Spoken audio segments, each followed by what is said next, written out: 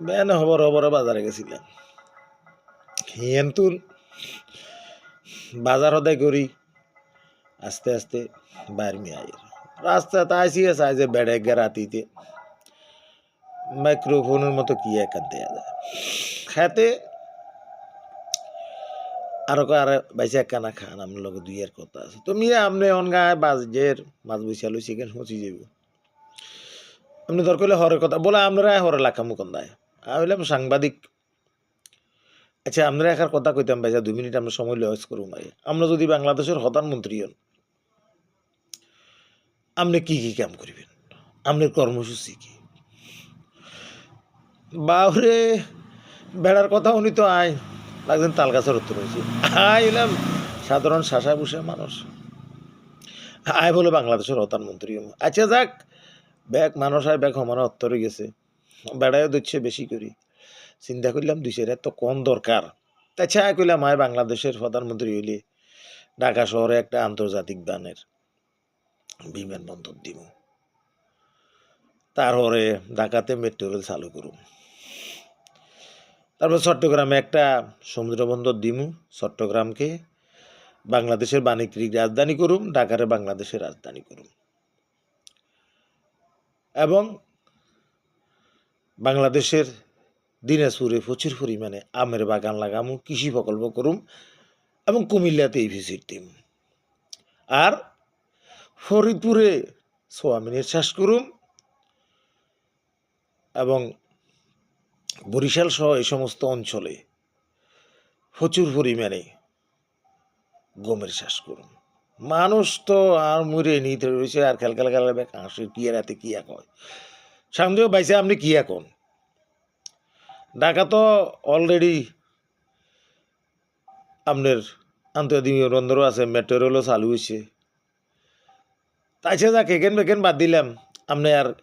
কি কি দিবেন কয় আয় ব্যাকরে হেমিলি কার্ড দিব তো হেমিলি কার্ড দিলে হেমিলি কার্ডও এনে চালু আছে ওই যে 10টা ইয়া সাইলের কার্ড নাকি এক কানন উন্নতি হয়েছে আবার ওই যে টিসি বিভিন্ন এখানে তো আয়নও আছে মাতৃকালীন 6 মাসের ছুটি দিমু এগাই নকলাম হ্যাঁ কিছু মেনতে না জন্য ব্যাকে আপনার মাথা 30টা পাই গেছে তো কি আর মাথা 30টা পাই গেছে তো এখানে তো তোকে বড় নেতায় করো নাই গরিব গরিব হওয়া লেয়া নাই শাসা বয়স মানুষ নাই কচি একটা দোষ হয়ে গেছে গরিবের যত দোষ তোকে এত বড় নেতায় যে এখানে কইছে সেই সময় তোরা কতিয়া রসন বলে ভাইছে এখানে তো ঢাকাতে রাজধানীও আছে ঢাকা আপনার বিমানবন্দরও আছে মেট্রো রেলও আছে এবং অন্যান্য সুযোগ সুবিধা চট্টগ্রাম দ্বিতীয় আপনার সমুদ্র বন্দর বাণিজ্যিক রাজধানী কক্সবাজার বিশ্বের বড় সমুদ্র সৈকত এগুলো সবগুলি আছে তবে কিছু কিছু কথা একটা ব্যাকআপ হয়েছে যেমন ওই সোয়াবিনের শ্বাস কিন্তু ফরিদপুরে হয় না আর দিনাজপুরে আমও না আমও রাজশাহীতে এইভাবে আর কুমিল্লাতে ভিজিটও অবশ্যই আছে তো এইসব আবল তাবল কথা যে সময় হেমিয়ে কইছে সেই সময় হেমিয়ে রেখে তোরা কতিয়ার তোরা তো 2000 সুবিধাবাদী যাতারে কইলে কাম হইবে হাতারে কস না অনায় গরিব দরিব মানুষ এখান করিবে লাগুছি আর তোরা আর এখানে আগে কই দিবি না তুমি এত পরে কইলে মানে মিয়ার মাছ বইছে হচ্ছি যারা বার্মি চলে যাই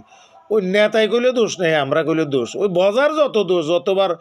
ফাঁদে আর বায়ু করে সব তো করে অভিচারা আবল তাবল খাই ভালো মন্দ কর্মা করলাম বিরিয়ানি আর ওই যে তাদের খেদমতকার বজা এখন বায়ু করে ওরা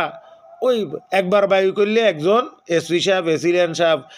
জেলা প্রশাসক সাহেব বড় কর্মকর্তা যারা আছে আর বজার এই বজা অজু করিয়া এখন আমাদের দেশের অবস্থা